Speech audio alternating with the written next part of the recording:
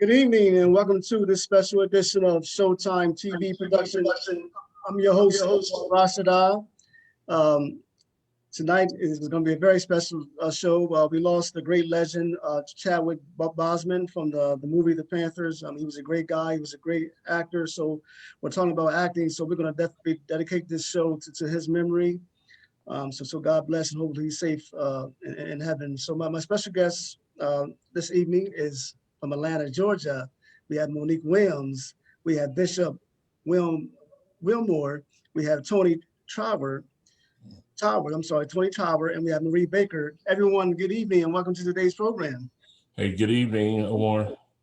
All right, so what I want to do is have everyone just briefly share their backgrounds and how they got the acting bug, how they got started. So we're going to start off with Monique. Okay. Hello, everyone.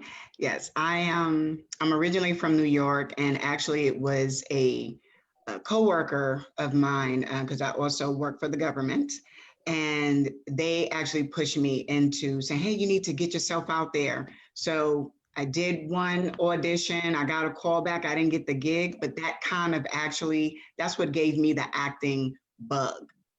And it was just from that experience and knowing that, hey, somebody saw something in me, you don't think you have talent, and that's what started it. So from there, it honestly have just been a blessing from just acting in New York, doing, community theater, had an agent out there, did some television. And so now 2012 came out here to Georgia. It's been awesome. I love it. And that's just kind of where I am now. So that's what gave me the acting bug to end. Yeah. Bishop.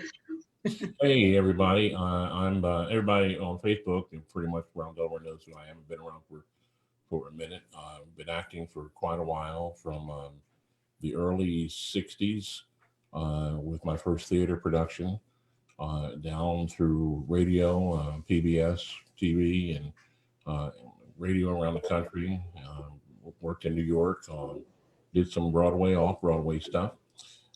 Did numbers of films, and now I'm back to theater because of COVID-19. The industry's a little staggered right now, a little shut down. So I'm doing theater right now and having a ball. Been doing it forever, and this is what I think I was born to do. Plus, I'm a pastor of a church. So add that in there. You gotta do all okay, okay, from California, Toni. Hi, everybody. My name is Toni Tower, and originally I had a friend of mine, Linwood, who's always looking out for me. He's like, hey, come on and show up for this film. They need an extra. They need people. And so that's how I initially got like my feet kind of wet. And then I started to like it, and then so I've done a couple of films.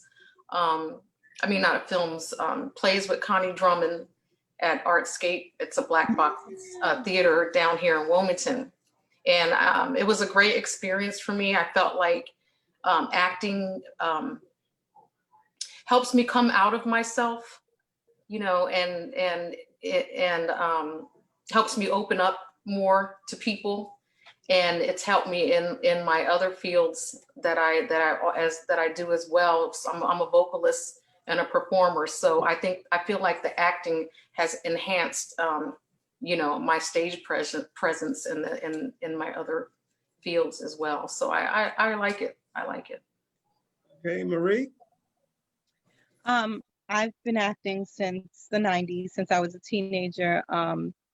I was doing spoken word and I actually wanted to sing, and family members pushed me into taking acting classes to get that, just like she was saying, that stage presence or a different type of exposure and experience. And I fell in love with it. And from New York also, like Monique, I love the theater, always loved the theater. And Monique, you're living my dream right now. Like you went out to Atlanta and you're doing it. I love the theater. I've stayed local from Dover all the way up through Wilmington, even a couple of things in Philly. Just stayed and did local theater. And I've never done film, a couple of small projects in film, yes. But I pretty much stick to theater. I love the theater. Right. You know, I've had an opportunity to be in, of course, having a TV show, been in TV, film and theater. And out of the three, I think I really like the theater better, only because there's a live audience. And when there's an audience there, you can hear the feedback. And sometimes they give you motivation, because go ahead, girl, do your thing. You know about it, Monique and Marie and Tony. Y'all know about that. So when the crowd cheering you on, I just love the presence of the crowd being there. Bishop, I know you've been in film and theater, as well as I believe you too, Monique. Between the three, between television, film, and theater, which do you prefer the most? I know you probably love all three of them, but which one do you really like? If I had my choice, I would go with this one. Let's start off with Bishop. I make more money at film. You go. I belong to SAG, and so I make a little bit more money. Most of the theater projects that I worked years ago, I didn't get paid anything. I didn't really start getting paid theater decent money until I got into New York and did some stuff there. But I kind of prefer theater, and I think that most actors, even those who have done film, started pretty much in theater, and this is where we learned the craft pretty much. And Anthony Newley wrote a show many years ago called The Roar of the Grease Paint, The Smell of the Crowd. And I think that what you said, Omar, about the attraction of the crowd making the noise and the ambiance of the theater and the opening night excitement and all of those things, and that's really, I think, what I prefer the most. Monique? I'm gonna piggyback off of what Bill said. I'm also SAG-AFTRA, and like he said, you don't, unless you are touring, with some theater companies, and they're paying you this, with your room and board and rehearsals and all that, then that's where you make the money in theater. But if you are doing it on the community, the local level, you're doing it really because you love it. And that's what I love. I love the energy that you get from live theater. It's, to me, it's more challenging being in that character, really, because a lot of times the camera could fake some stuff for you. Oh, they can make some things look a certain way. They can play around with that camera, but you can't fake it in theater. Oh, you cannot. And so, yes, I've done TV, I've done film, I've done some indie stuff, and I'm saying I love it. If I could make real money from doing it would be theater. It would really be theater. But yes, that would be my favorite out of all of them, theater. Even in theater, even if you miss a line or blow your mind or blow your lines, the audience don't know. So you can't just sit there and say, oh my gosh, I messed up the lines. No, you gotta keep flowing. You gotta keep flowing because the audience don't know your lines. Well, now if it's an original piece, I would agree. You are right.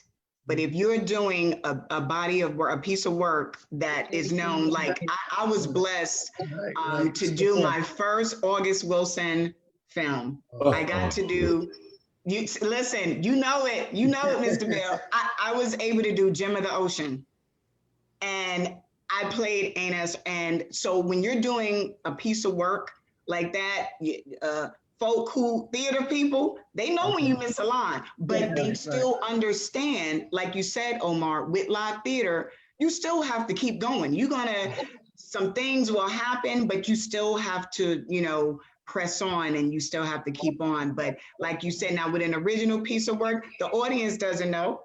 Right. So, and it's up to you as, as the actor to keep on going and to keep them entertained. So yeah, I agree with you with that. Now, how does an actor get into SAG? I mean, what's the requirements? What's the qualification to be in the union, Bishop? Well, you have to do, there are actually a couple of ways to do it, but you have to do 3 motion pictures and be hired as a union actor. You'll get a voucher. If you can get 3 of those, and they're not that easy to get, people who do background stuff, or at least call it extras, but background stuff, when you go to do the project, they're always asking, hey, can I get a voucher? Can I get a voucher? If you get 3 of those, then you can submit it to SAG, and then you are SAG eligible. And then depending on where you live, if you live in the East Coast, you're going to join in California, it could be anywhere from $1,500 to $3,000 to join the union. And then sometimes you don't have to have that money all up front. They got payment plans and stuff that let you pay along the way until you get your SAG card. And then there's another way called a Taft-Hartley. That means you're hired as a SAG, as a union actor, and they literally really give you a pass, kind of mostly that's what it says. And you have a certain period of time to join. I don't know what the fee is, whether it changes when you're hired as Taft-Hartley or not. For me, it took me forever to get my vouchers, and then after I got the vouchers, then I had to come up with the money, and you pay your dues according to how much money you make each quarter. I think they bill us what is it? Twice a year. Well, twice, yeah, like in April, October, I think. Is it September, October? So whatever you made, there's a percentage of that you pay in your dues, and but the benefits of it are, again, you're going to get paid more money, and the world changes tremendously in SAG. If you get lines, that's something else. You eat like a king, if you eat you get SAG food, that's and you get to hang out with some people that are pretty neat. Yeah. Well, listen, there's a big difference, believe it or not, Tony. There's a great difference between what SAG people get to eat on a film and what non-union people get to eat. We have our own separate, own separate thing, and they have to give us. Now, I don't know. I've had some cases where it didn't happen. We made a mistake about it and they had to pay penalties. But we have catering trucks. We have to have 3 different types of meats. We got to have vegetables. Yeah, we got to. Can I have my voucher? Can I have my voucher? It ain't up to me. It ain't up to me. No, I'm practicing. Oh, yeah. Sometimes they'll for every film project. I don't know what it's like in Atlanta, but I know in Philadelphia and New York, there has to be a certain percentage of SAG actors on the project, and so sometimes when they have these general calls, casting calls, and they're looking for background people, and for whatever reasons they don't get enough SAG people, and that's rare, that they'll say, okay, we're gonna voucher this number of people, and then depending on what the role is, and but again, it took me a long time, and I begged and begged and begged, and that's one of the things that I tell kids that are trying to get into the industry and they want to join SAG. You got to be patient. You really got to be patient. It's not the chances of you being discovered and becoming a Hollywood star and getting a star on the walk are probably less than 1%. Less than 1%. It can happen, but you just got to wait your time and just do your stuff, and I want to add on to what you were saying, Bill, just to share the experience with the Atlanta market and New York. I actually, I was AFTRA eligible when I was in New York. I had the fortune of, I was signed with an agency called Judy Bowles, and I got a gig with, I don't know if you've heard of Louis C.K. Louis C.K., the stand-up comedian, had a show on, and I got booked that gig, and I had a line. Wow. I think I had like 2 lines. It made me a must join. Huh? Cha-ching. It made me a must join. So now, but let me share this, and this is to piggyback on what you said, Bill, about people who want to get into, SAG or want to get SAG. So here I am, very new. Most of my experience is theater. Don't have a lot of TV film. I do this show. I have like 2 lines. Now I'm a must join. If I didn't, and at that time when I was in New York, I did not join because I was like, then you can't do non-union stuff. So right. This was asked. This is before the unions joined. So fast forward to moving to Atlanta. That's when I said, you know what? Okay, God, I'm here for a reason. Let me stop being on the fence. I'm going to go ahead and join the union. Now, by this time, they're together. So joining the union gave me the benefits of both SAG and AFTRA. So now one, just like Bill said, they do have payment plans for you. You do have to have a certain, down payment. Back when I did it, I think it was like 500 down, and then, you make your payment plan. But here in Georgia, it's a right to work state. It's not heavily unionized like it is in New York on the East Coast. And I don't know like how it is on the West Coast, honestly. I mean, I have some friends out there, but I know in New York, very, very heavily on the union. But here in Georgia, it's a right to work state. So I really didn't do my research and my due diligence before I joined the union. So quite honestly, I haven't been able to do a whole bunch of union gigs because a lot of the production companies, they hire non-union. A lot of Tyler Perry stuff, non-union. Okay. It's, so yes, like in New York, yes, you can, it is, you're SAG after it, you're gonna get that work. Here in Georgia, you will be able to work a lot doing non-union gig because it's a right to work state. So I kind of shot myself in the foot. I mean, I'm glad to be part of the union, but I'm just saying that to anybody out there that's listening and want to know about wherever you make sure you do your research on, here I am in this state. What are the benefits of that? Because and so. Because at some point you may, after you join the union, you may not get any union gigs, and you're going to get upset and you're going to get frustrated. You're going to say, why did I just spend this money? I'm not even going to renew this thing. And every time I've thought about that in years gone by, then I thought, but wait, I waited so long to do this. So why would I just throw it away now? I know I have friends who have 10, 12 vouchers and have never joined the union. And I asked them why. And they said, well, I can get work, okay, but you're not. The difference in union pay on the East Coast is if you're doing background work is I think it's $105 for 8 hours work versus it was $180, and now I think it's gone up. I think the next contract we're making $200. I think in 2022. Atlanta is $72. So that's what New York, you see what I'm saying? Atlanta is $72 for non-union background work. Wow. And they're Okay, I want to ask Marie. I'm going to start off with Marie and then Toni. Are there particular roles that you enjoy playing as an actress? Let me go off with Marie and then Toni and Bishop and Monique. You want to join in, you can. So I'm glad you asked me that because I love playing gritty roles, like getting outside of my comfort zone.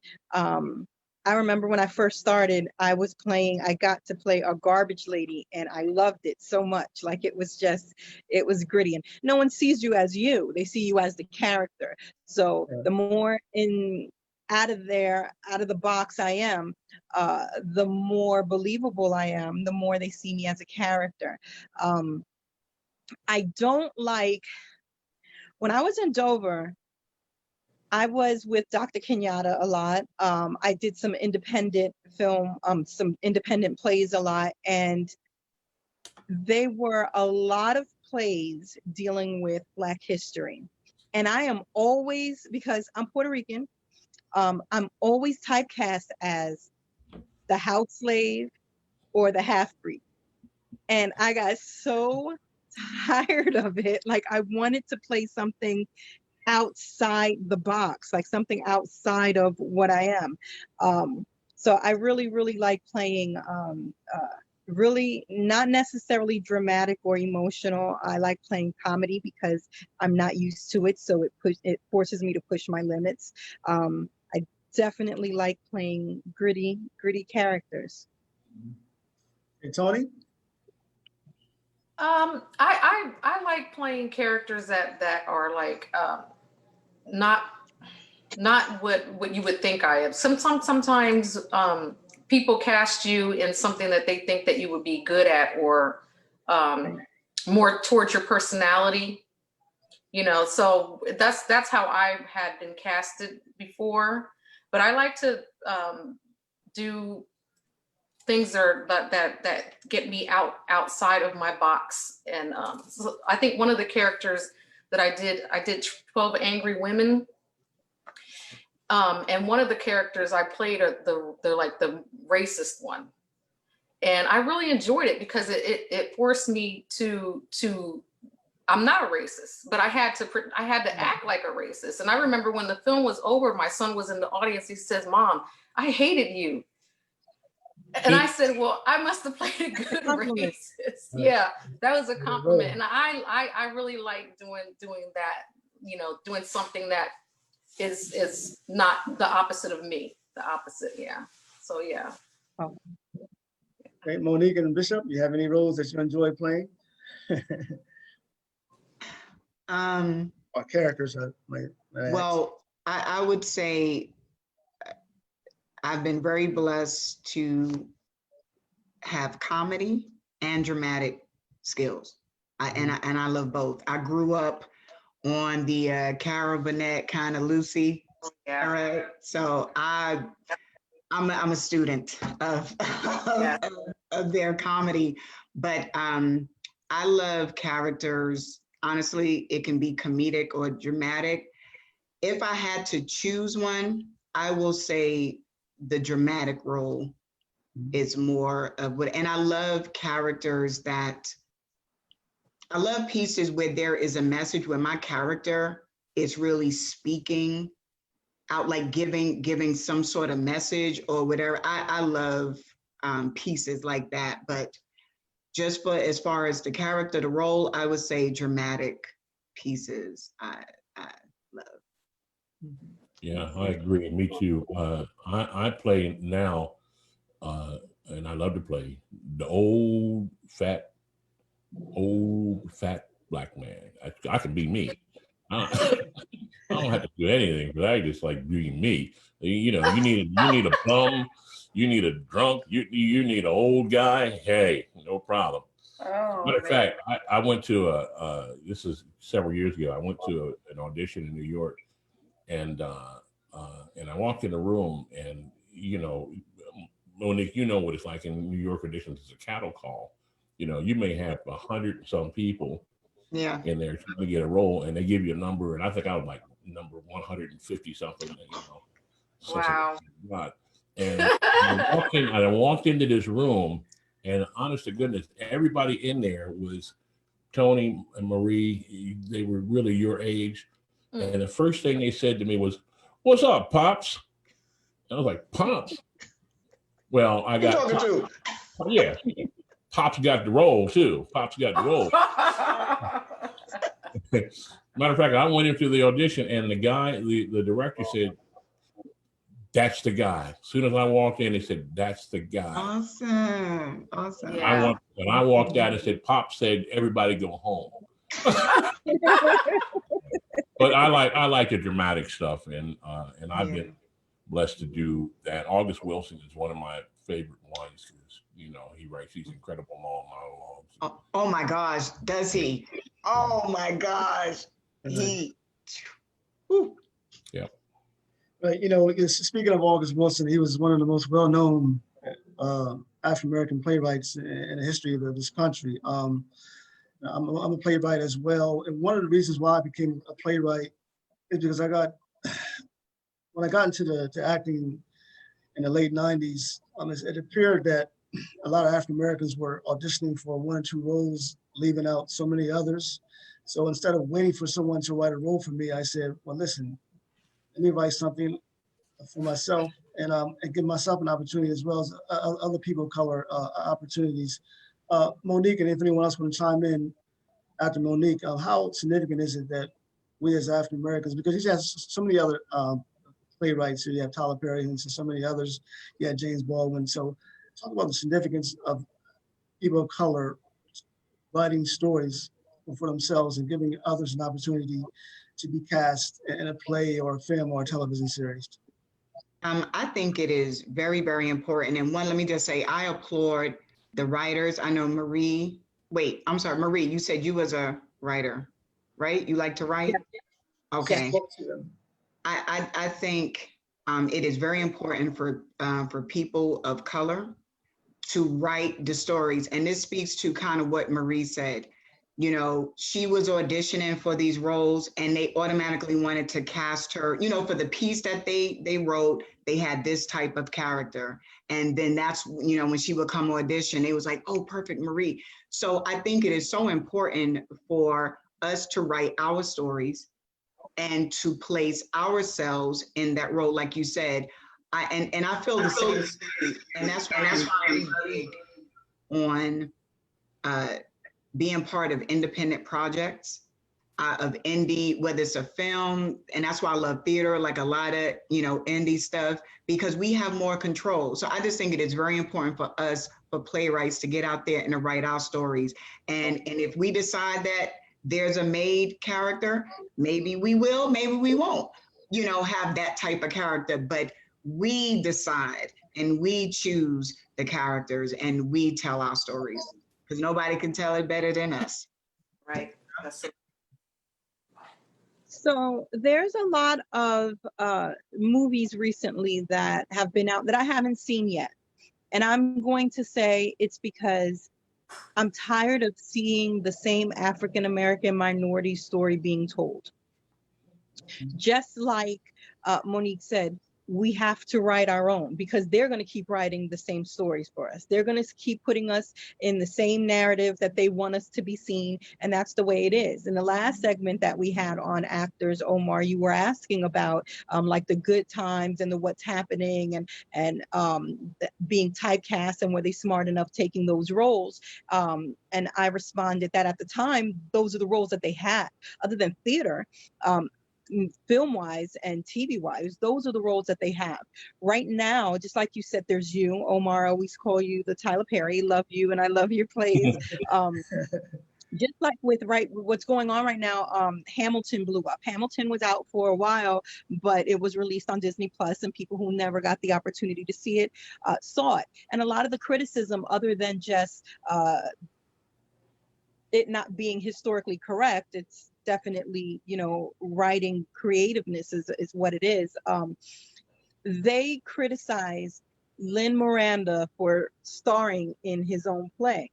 Well, he did exactly what the American dream says we're supposed to be. If there's not a door for us, we're going to make one for ourselves. If there's not a play out there for us, we're going to write one ourselves. And the actors, the crew, one of the main things that they loved about the play was, even though it was about forefathers who were Caucasian, when they saw or read the script, it was about a brotherhood, those four, and they were minorities. And on Broadway, when do you see four minorities on Broadway, and as big as Hamilton was, just starring in that, and that was running?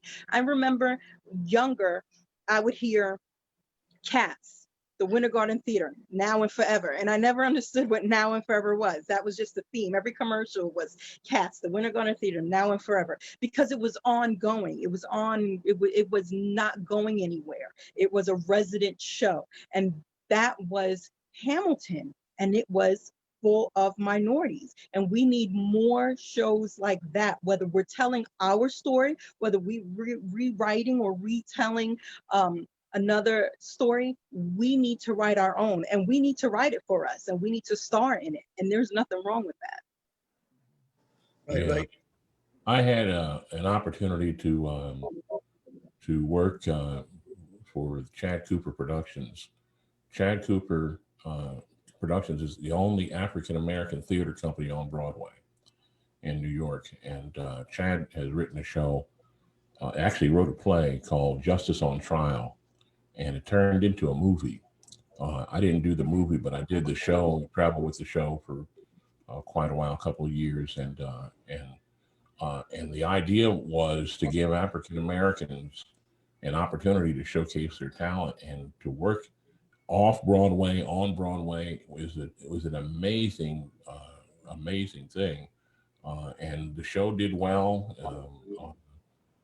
but there's a prime example, and Omar and a couple of the people here locally who took the initiative to write shows to give us, to give African Americans a chance to act. There are a lot of talented people, African American people, who are just waiting in the wings, I think. And I think they're just a little afraid just to step out there, but that's, I guess at some point you got to live your dream, and you start feeling like there's got to be more to life than what I'm doing. And I think that's what kept most of us prodded and pushed to go forward and do this, because we recognize that in many ways we were pioneers, and we were opening doors. I mean, we have all in this room had an opportunity to do things that our grandparents or whoever would have been actors would have never done. They'd have been slaves. They wouldn't have had opportunities to win Tonys or any of those things. And now the sky's the limit. The sky's the limit, I think. I wish we'd see more African Americans right. Yeah. And Toni, you sing as well, which is an advantage for actors, because when we look at theater, if you can sing and act, I mean, your chances of you getting a role is significant. So how do you personally credit your singing to being an opportunity to be an actress? I haven't. I'm fairly new to this game. Right. You guys are way more experienced than I am in acting, and how this works for me is that the fact that I am a vocalist, I am a singer, and I'm a writer, got me the couple of roles that I did get. I have not done. I would love to do Broadway. I would love to sing on Broadway, but what I do normally in music is what actually helped me get the roles and get some the experience that I have had. So yeah. I'll take it. Right. And, speaking of Broadway, there are two popular African-American written plays that's been on Broadway for years and years and years. One is The Color Purple, written by Alice Walker, and then you have For Colored Girls. I forgot her name. I can't pronounce her name, but I wish she passed away. Yeah, there you go. I mean, those two plays stay. I mean, they never die out. I mean, they're so popular. But when we look at plays like that in other plays, audience may say, "Wow, the tickets are $100, $150, $200." But Monique, in theater, there's a budget, and the budget's not cheap in the theater. You got to pay the actors, you got to pay for the venue, you got to pay for advertising, as Bishop knows. So just talk about the expensive, Bishop and Monique, if anyone else want to chime in on putting the play together, because it's not cheap. I mean, you go to Grand Opera House and Delaware Theater Company or any place in New York, California. I mean, man, just to rent the venue is very expensive. Not alone to pay the actors, transportation, food. I mean, wow, it's a lot. Well, I'll speak to I'll speak to producing on a smaller scale. I had the benefit of producing my first play when I lived in New York. I did it at the Producers Club, and I asked a friend of mine, a writer friend who wrote an original piece called The Gamble of Faith. I wanted to, just like with Marie and I know Bill and how we all feel about putting certain stories out there. And also, I'm gonna tell you, I wanted to do a production that really was focused on excellence. And by that, I mean, I was tired of seeing, and I'm just gonna be honest, I'm just gonna speak my truth. Sometimes I would go to small community shows or whatever, they wouldn't start on time. They wouldn't pay their actors. That made me upset. it made me upset because I said, man, we always get this stigma, you know, of, oh, they're starting on late. Oh, I don't have to get there on time. Well, let me tell you what I did. So I said, I'm not going to talk about it. I'm going to be about it. I started my company, Modiva Quality Productions. It was just me. I don't have a whole board. I started it as an LLC. I asked my friend, could I put his play on? I paid him. I didn't want to just say, hey, I'm gonna do it without paying him. Had a conversation with him. We worked out a contract. I knew I wanted to pay my actors. Me as an actor, listen, this is what I love to do. But if you say you're gonna pay me $25, I want the $25 at the end of the show. I've been in productions where you didn't get paid. They didn't honor their word. So all of the things that I saw in my experience, in my journey, I said, I want to do something different. And so I'm saying all this to say, you can put on a production. And like you said, Omar, no, it's not super cheap. If you want to give your actors, you know, a payday. You know, we say like, give them a little payday, make sure they're paid, the advertisement, renting of the venue. I had to get liability insurance. And yes, it was on a small scale. And I did it for like 3 days. But yes, those things can be, you know, it can be expensive. You can do it on a small scale, but you just have to, you know, you have to plan it out. And if you're not a 501c3, then you're not getting any grant money or anything. So this was just pretty much out my pocket. I planned for it. You know, I waited till I got my income tax, you know, so I'm just saying there's all creative ways you can go about putting on your production. But you're right, it does cost money. And let me just say this, and then I'm gonna pass it on to Bill, see if he has something. There was people that came to my show. They came late. Yeah, they did. And guess what? They had to wait outside the door. They said, well, it started on time? I was like, yes. Because you know what? I don't care. Let me tell you something. If my show starts at 8 and I have 4 people in the audience, I'm starting at 8 because Broadway starts at 8. I went to see The Lion King. They start at 8 o'clock. If we don't break that cycle of saying, oh, well, I'm gonna wait till I get a couple more, no, because those people were on time and I'm going to start on time. And that's how I wanted my so they said, man, if you go to a Modiva Quality, you better get there on time. That's what I want them to say. Well, you better get there on time.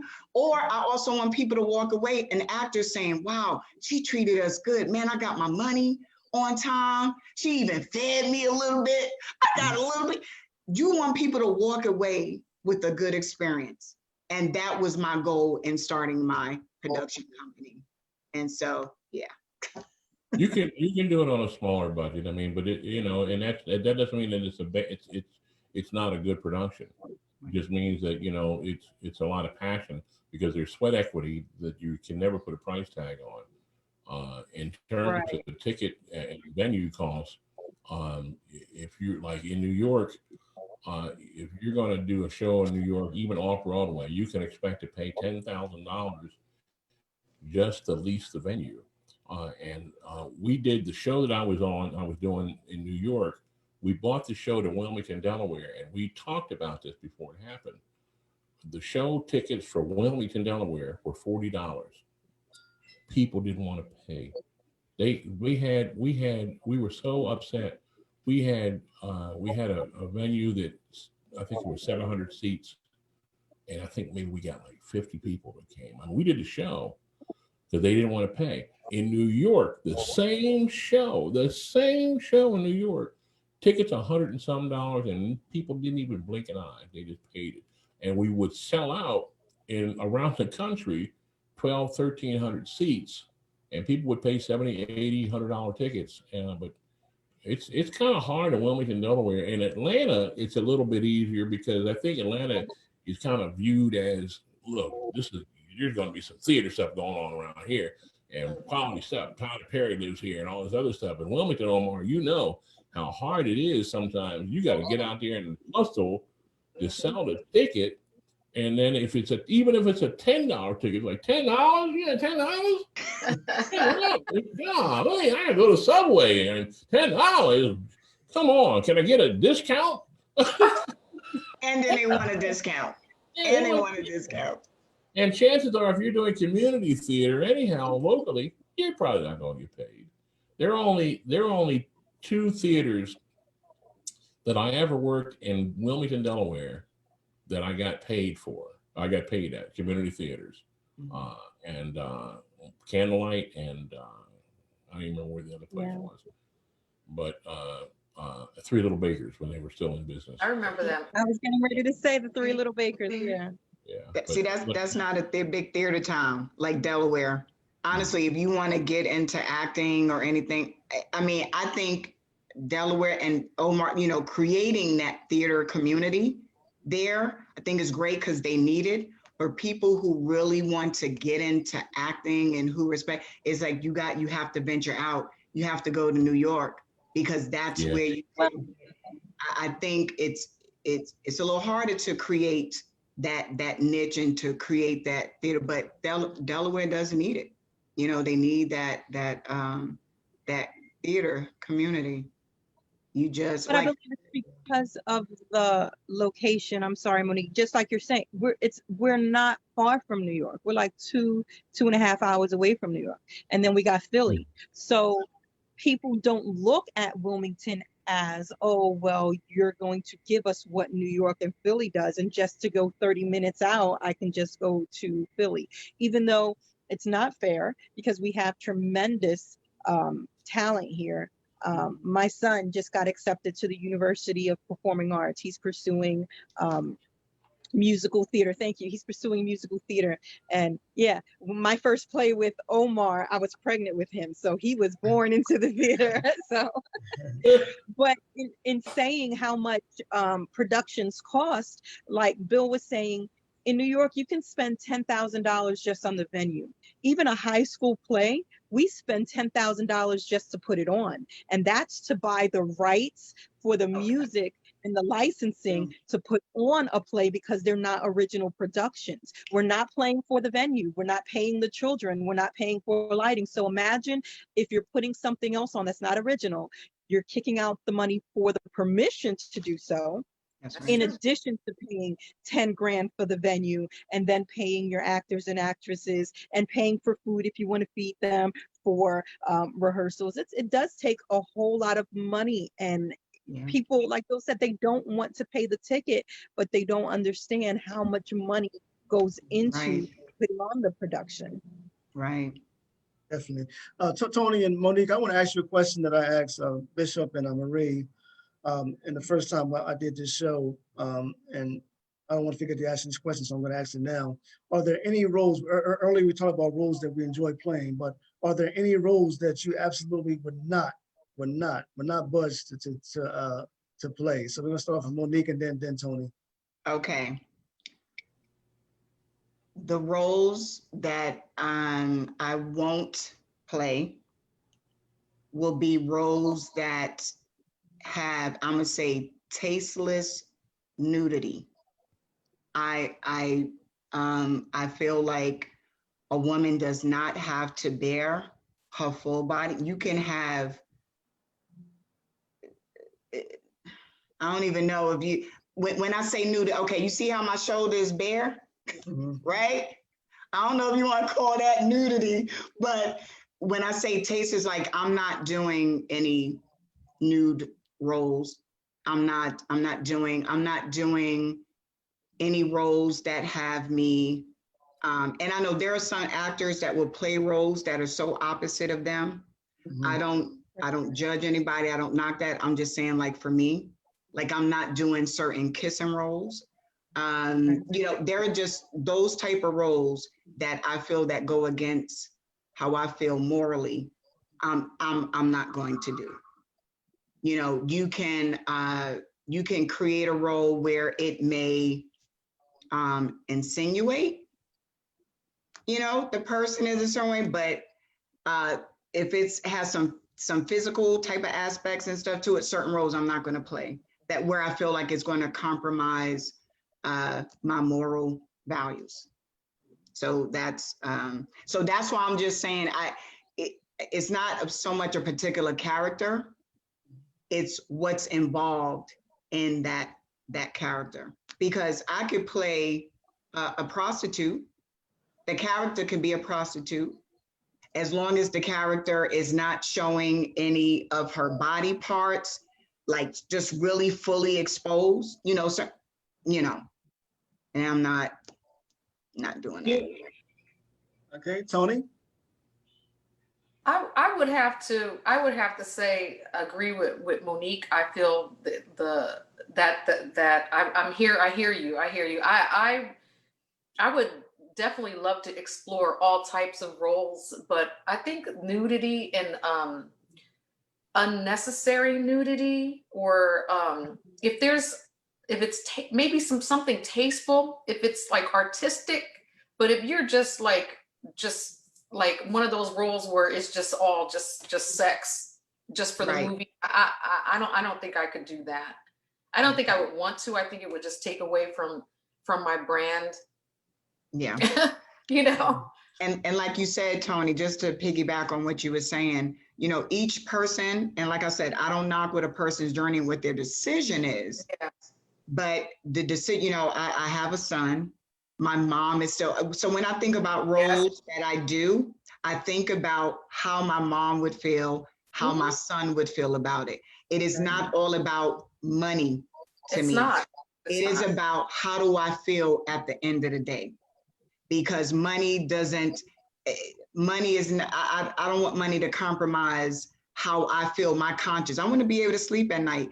And let me just say that I feel, this is just a personal opinion, but I feel like when I see and read about actors who, you know, drinking with drugs and stuff, I honestly feel times they've made some decisions that they're not too happy about. I know how Hollywood puts a lot of pressure on, you know, some people want it so bad, they're willing to compromise their morals. They're willing to compromise and I'm just not. And if that means I'm only going to get but so far, you know, like Marie said, and Bill and Toni, I know you can attest to this, we're going to make our own stories. We're going to make it do what it do. I'm not going to I don't want it that bad.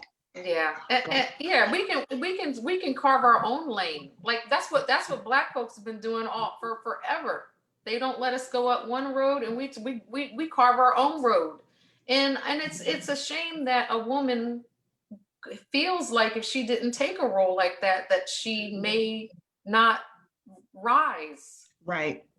That's a darn shame. That's why we need more women writers.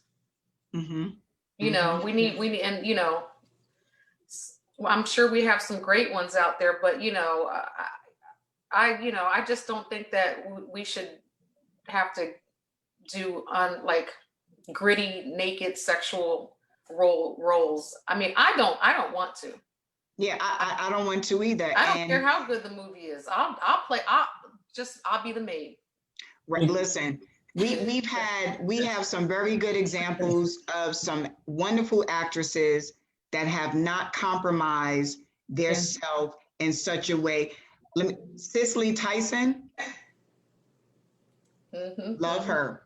It's women like her who have shown me that you don't have to compromise yourself in a certain way to get a role and to still act. We could still be creative and we could still perform, and we don't have to show our boobs but you know, just to be fully exposed. Because guess what? Depending upon who's making that film, they could do things tasteful. You can do a scene, you can do a romantic scene, and guess what? It may it may be some kissing, but then it cuts to something else. Exactly. Let imagination. Artistic. Thank you. Absolutely. That's what I'm saying. We don't have to show everything. You can show, and I've seen a lot of movies that was tastefully done with those scenes, and I love it. And I always applaud those type of movies that do that. Yeah. Yeah. Right. And two more females you got on that list is Viola Davis and Felicia Rashad. They're two of my favorite actors. I mean, they are so awesome. Bishop, before we started the show, the pre-show, we were talking about you're going to be involved in a virtual play. With this COVID-19, theaters and film productions have been hit real bad. Virtual theater, what is that? Well, it's this. What we're doing here now. It's Zoom. theater, the actors, are only 4 of us. And so the actors are all using virtual backgrounds. And in this particular show, there are 4 different views of Mark Twain's living room. And we're in full makeup. We're in full costume. I do, as you know, I do my own makeup, always have done my own makeup. Right, yeah, I remember, yeah. So for the past couple of weeks and months, I have been working on finishing up my makeup for Frederick Douglass. And so Fred has, I have his clothing. This is, by the way, this is Frederick's hair that I just finished last week. And so we will do the show. His Excellency Mark Twain.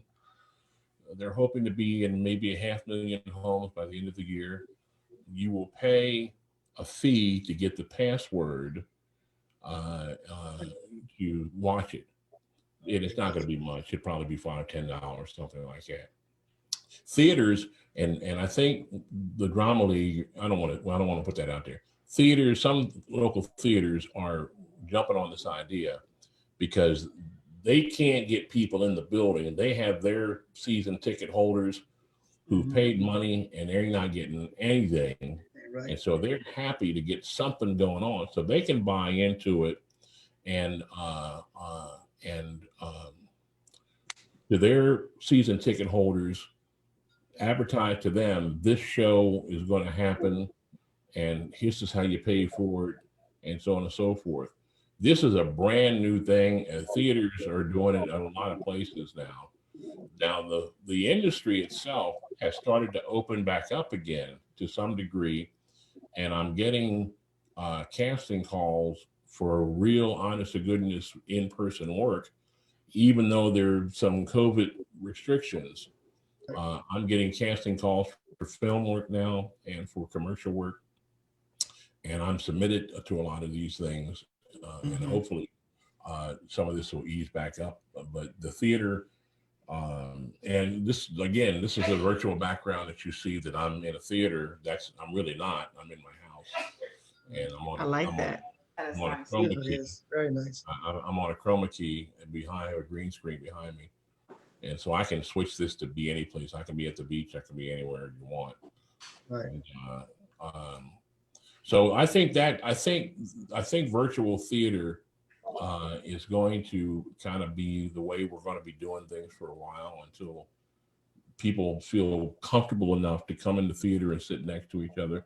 The only thing I complain about with the whole social distancing issue is that I don't understand sometimes people's rationale, because they don't want to do that, but then they'll go to the mall, they'll go to dinner, they'll go all these other places, they'll go to the bank, and they're not even thinking about the social distancing aspect. But when it comes to doing something and going to see whatever, I don't know if I want to sit next to somebody, I don't feel safe in that. Nah.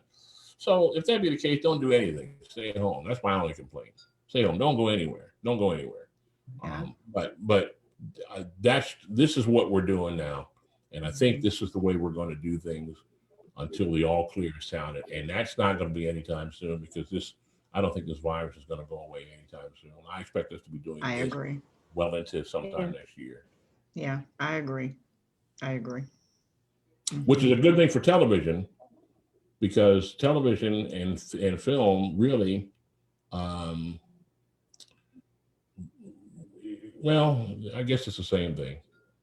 People got to get to the theater to see the film. So, well, they're doing the streaming, to add on to what you were saying. Things are opening back up. It's even as far as theater. If the seats are separated, I think it's like this. You're going to have some people that will come. Now, is it going to be the full, like what we would usually get? But I think as we start, just like the TV and film commercial industry is starting, they're opening back up.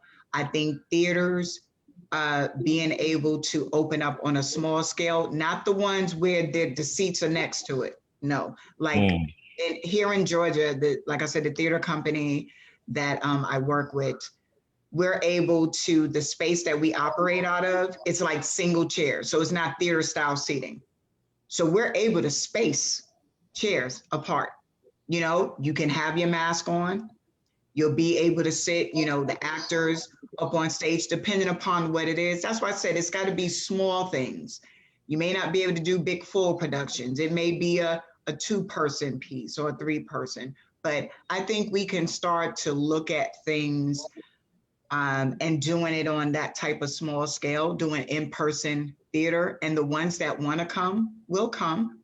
Just like people are still, like you said, they're going to restaurants, they're going to the malls, and they're wearing. So I think at some point we'll be able to do some in-person theater on a small scale. Because I was just on set about a week ago. I was blessed to book a commercial.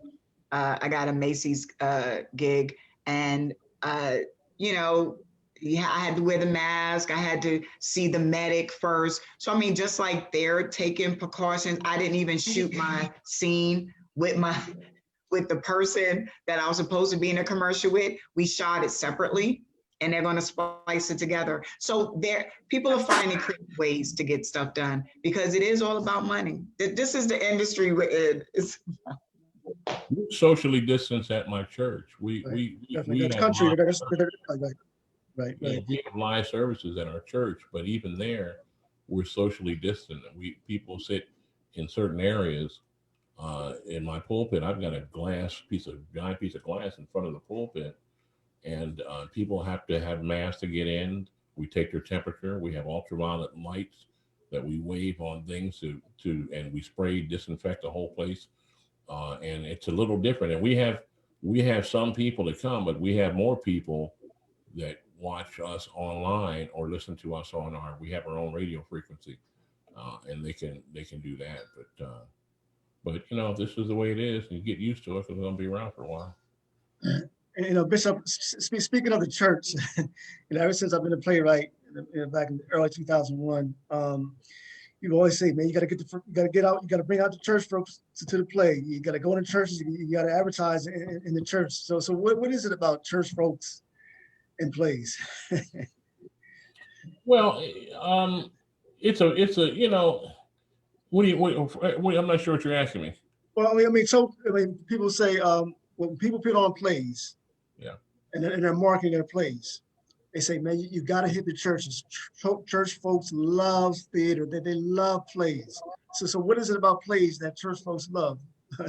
They love comedy. They love drama. They'll kill you dead if it's offensive.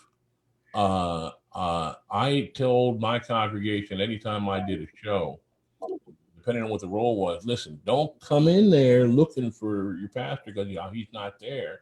I'm going to be the character. If you recall Omar's show that you and I did years ago called Finally in Business. Right, Ronnie Graham.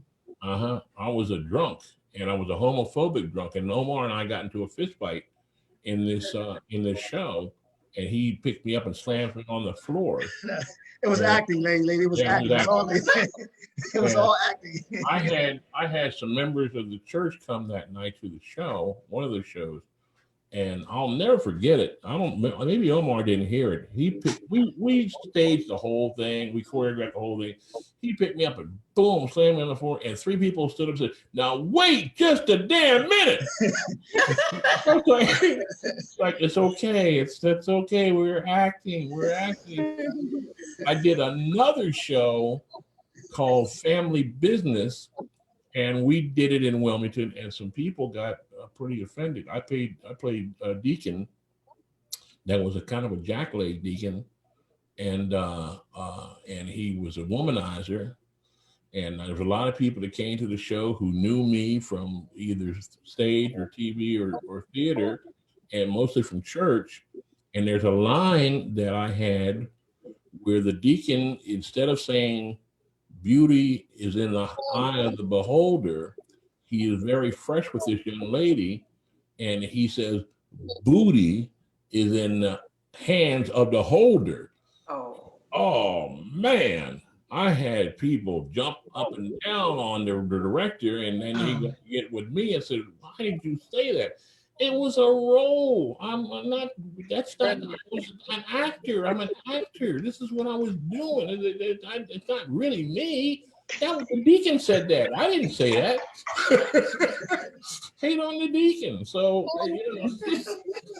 so the church, but church people love good theater. They love drama. They love good emotional plays, things that have a wholesome uh, uh, ending. Now, there are some Yeah. people that took offense to Tyler Perry's productions, and they didn't. Some church folk didn't like Medea because it's really crazy because they knew it was a man dressed as a woman, and some really far left people, far right people, got offended because they said, "Well, you're dressing as another person, as an opposite sex, and that's not even scriptural biblical." Okay, fine. Listen, don't go to the show. Don't go. Right. Don't go. Right. You know, if you don't watch the television, because something you're probably going to see something that's going to offend you. But this is what we do. This is Right. our craft. We are using the gifts that God has given us, and all of us who are a part of this have enough sense to know if this is offensive to me personally, I'm not going to do it. But if I'm doing it because I think I'm exercising my gift and I'm providing you with entertainment, then I'm going to do it. I'm going to do it. And I have limits of things that I won't do. But I think of it as this is the character, and you have paid money to see the character, to see the show that I'm in, and I would be doing an injustice to the writer, the director, and the piece if I didn't do what the director wanted me to do. Definitely. You know, in this country, there's a lot going on in this country pertaining to the police and African American men. We had George Floyd that was murdered. You had Mr. Jacob Blake now, who's been shot 7 times. Now he's paralyzed. And you saw a lot of the, so you saw the NBA, the National Baseball League, and the Hockey League cancel their games because of the situation that's going on. I was watching the ESPN, actually with CNN, and there was a female basketball player in the WNBA who decided to boycott the rest of the year. With all that's going on in this country, I'm just going to throw this question for anyone who wants to answer. Should actors take a stand to boycott injustice that's going on among African American men in this country? Anyone can handle it if they want. I think we need to do it in our venue. For those who are actors, you can boycott if you want, and I applaud you. Bottom line is, if that's your profession, you're not going to work. And if that's the step you're going to take, if you don't work, you don't eat. And I think that we need more than anything else are more writers and directors to write shows, to write scripts that address these issues, and then we act them out. I don't want to keep sounding like I'm promoting a show that I'm not doing anymore, but the idea with Justice on Trial is that the United States government is sued for reparations, and the writer of the show, Chad Cooper out of New York, brought these time travelers back, Harriet Tubman and Medgar Evers and Emmett Till, to testify on the stand about what happened to them. And African Americans are suing the government for several $1 trillion. And I played the federal judge who heard the case, and it's out there. You can catch it on Netflix and some other places as a movie. Yeah. It's on trial. It's on trial. Black Lives Matter too. And but that the whole idea was to tell the story. And in the jury deliberations, they talked about all the people who were killed. And one of the things that Chad keeps doing with this show when they do it live, they update the script. So now I'm sure they're going to be the people that recently died, their names are going to be added to the script as the jury deliberates about this happened. Let's not forget about these people who died, and Eric Garner and Emmett Till and all these other people. And but I think again that we need people to write scripts, and we can use this powerful form that we have Yeah. to tell the story. Like, listen, there's some things we're just not gonna take it anymore. Right. Yeah. I want to add on to what Bill was saying about, I do agree with him that as artists, and I'm not going to say there's not a right or wrong way. I think each individual artist has to do what they feel, what their part could be, what they can play. And so being able to write more, to talk about these issues, I think that's great. And I know for me, I participated in my first protest. I had never been to a march or protest. And out here in Atlanta, we partnered, the acting studio that I'm affiliated with, Ella Studios. We partnered with some of the other creatives, and there was a big artist protest march, and it right in a downtown area. It was very peaceful. We collaborated with the police department. And so for me, that made me feel good. It's like when you kind of feeling like, what can I do? I was just feeling just like helpless.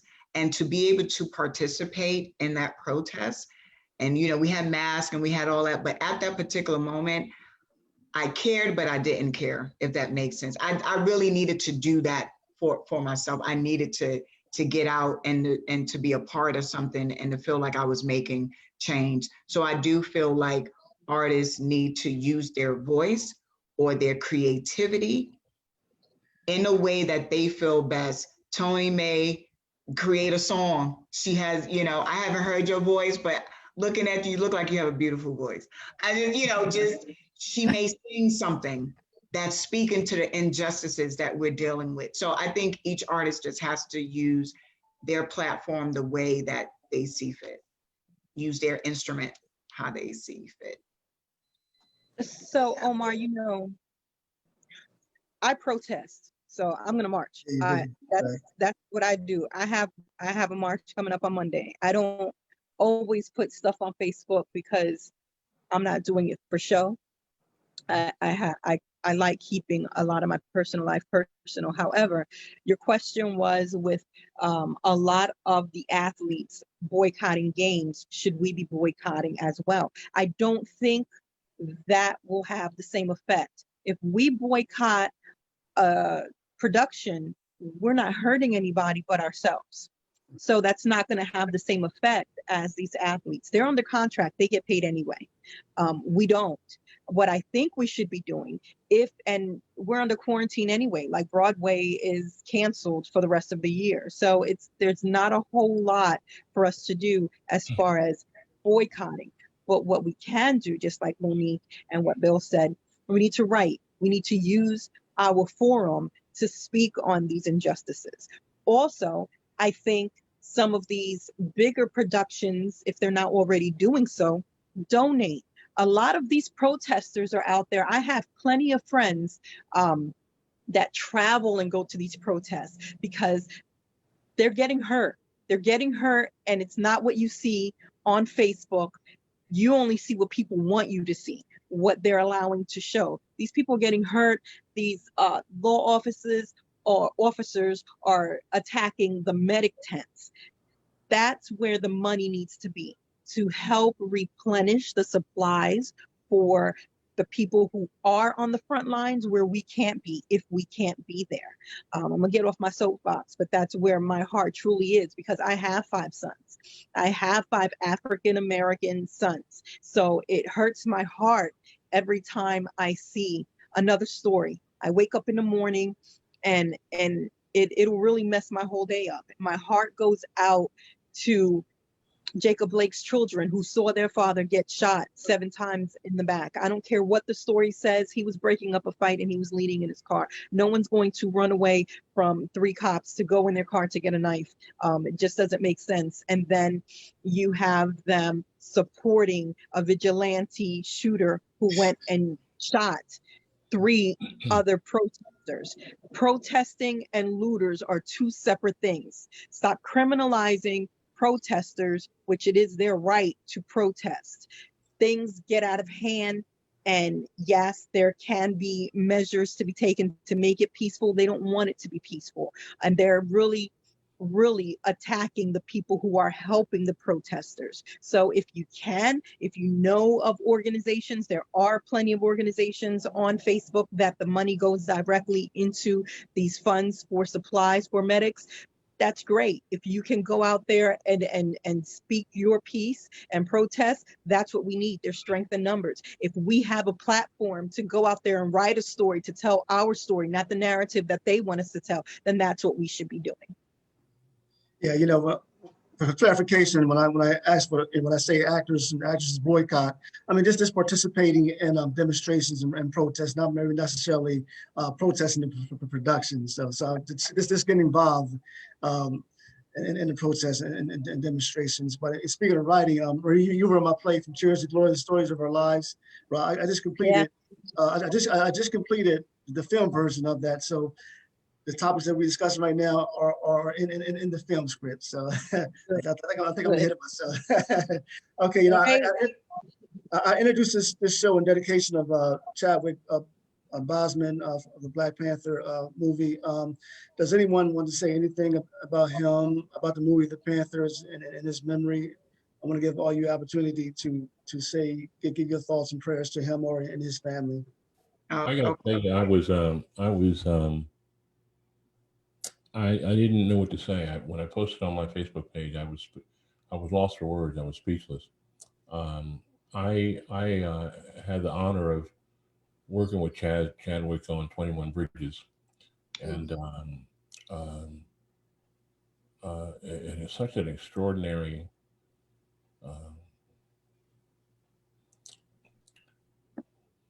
No, it's rough. I think one of the reasons that he was so passionate was the fact that he was dealing with this sickness and nobody knew. None of us knew. He held that within himself. I think his family knew,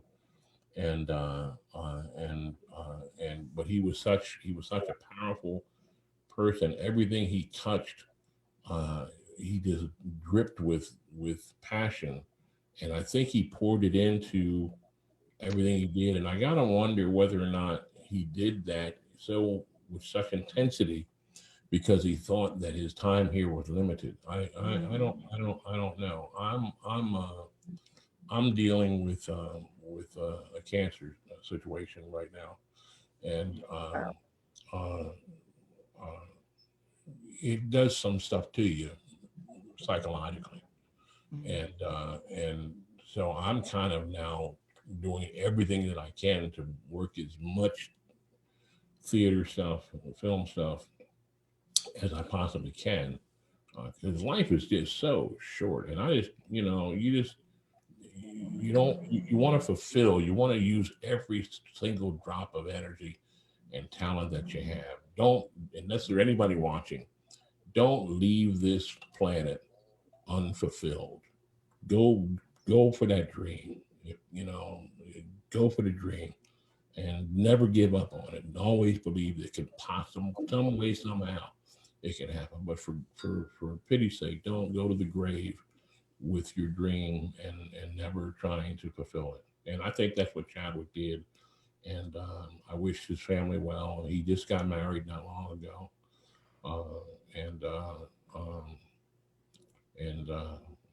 He's going to be missed. He's going to be missed. I just want to say, well, one, my prayers and my heart goes out to his friends and his family, people that knew him dearly and was able to work with him. I just want to say that, and this is to those that are listening. A pastor, when I lived in PA, had preached a sermon that talked about the dash in between when you was born and when you die. And that dash talk about how are you living your life in between a dash. And that speaks to what Chadwick did. Now, I know his life was taken short. He had 43 years on this earth, but his dash, he gave us Black Panther. He gave us 42. He gave us 21. He gave us so many things just for the Black community, you know, and so the life, how you live your life, and this is speaking what Bill said, how you live your life in between a dash. And that's what, after I stopped crying, when I heard what he did, I just thought about what he was going through. And that's what gave me the strength to want to say, you know what, I'm going to live passionately. I'm going to pursue passionately, because here's a man that gave us Black Panther, going through what he went through. And sometimes people are complaining for little to nothing. He just left me with so much, and I'm gonna stop talking because I'm gonna start crying. Okay, go ahead. I would like to say, like, my prayers, I'm sending prayers to his family, and you know, I think that him going through, like, giving us all of his movies and working through his illness, it does say a lot. It says a lot for him. It says a lot at how determined he was and his strength as a person, and dedication to his work, and dedication to all of the people, his fans, you know. And I agree with you, where people, I come across people, you know, they complain about just things. I mean, things in life, you know, it's okay. You can complain about things, but then you don't realize what other people are going through, that people are like ill and they're like really living their life. And I think that it makes me feel like, you know, I like, some of the things that I may be going through are like small, and just don't even complain about it. Just step on over them and just keep going. You know, if he can do it, we can do it. He was so comfortable. We, I remember a day we were shooting the scene that got cut in the film, but there's a repast at the house of the cop who dies, and the little fellow named Christian, very talented young little boy, who was in a TV show called DuckTales. He played young Chadwick. You only see him in one shot in the film at the funeral, but they cut all the other stuff that we shot. But at the repast, I played his uncle, and Keith David and I and a couple other people were in this room, and Chadwick came in. I didn't even know who he was, because he was kind of an executive producer. I didn't even recognize who he was. He was dressed down, had his sunglasses on, his baseball cap pulled down. And somebody said, that's Chadwick Boseman. So we took a break, and we went outside, and there, all of these people, we had taken over this neighborhood. I felt so sorry for these people. They couldn't go anywhere. And there were millions of kids all over the place. And Chadwick walked across the street and started talking to these kids. And that's something that never happens in film work, because even the background people, the rule is you don't talk to the principals. You get thrown off the set. Don't ask to have your picture taken. Don't ask for an autograph. Don't talk to them. If they talk to you, that's something else. And sometimes they can be real snooty. And but he walked right across the street, saw all these kids, took a group picture with him, signed autographs, and it literally shut the whole shoot down for a couple of hours because he was doing that. But that's the kind of guy he was. He loved what he did, and it was his hobby. My dear friend in Philadelphia, Zuhair McGill, is the. Okay, I think we lost Bishop. Okay, maybe he might come back. Yeah. Oh, there you go. Okay. Oh, there he is. Right. Somebody was calling me, and she said, find something that you love to do, and you'll never work a day in your life. Right. So true. That was his credo. Okay, we got a minute left. I'm gonna give it to Marie for closing comment. Anything you want to say in closing? Definitely my prayers and condolences out to Chadwick's family and friends. You know, with 5 boys, we're a big Marvel Universe household here. So it was very, very tough for me to tell the kids, you know, the Black Panther passed away.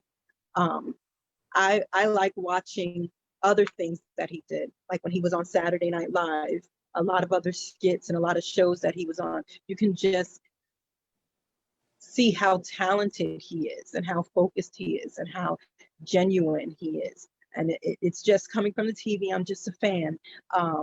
But he made an impact. Definitely James Brown, Jackie Robinson, you know, Black Panther. He made little boys say, I can be a superhero.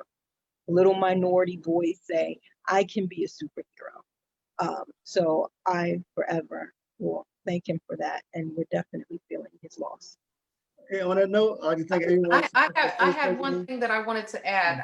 This is for Bill. Bill, I just wanted to let you know that I'm sending prayers to you for your fight. Thank you. Thank you. Yeah. Definitely. All right, everybody, but I'd like to thank you all for being part of this show, and my dream and aspirations for the five of us being in production real soon. All right, but thank everybody, and we got to do this again. Yes. Hope so. Thank you. Thank you, Omar. Thank you. All right, thank you. Bye-bye. Bill, I'm with you as well. Thank you. Yes, sir, Thank Beth. you. See you guys. Take care, Bishop. I see y'all. Okay. Bye-bye. All right.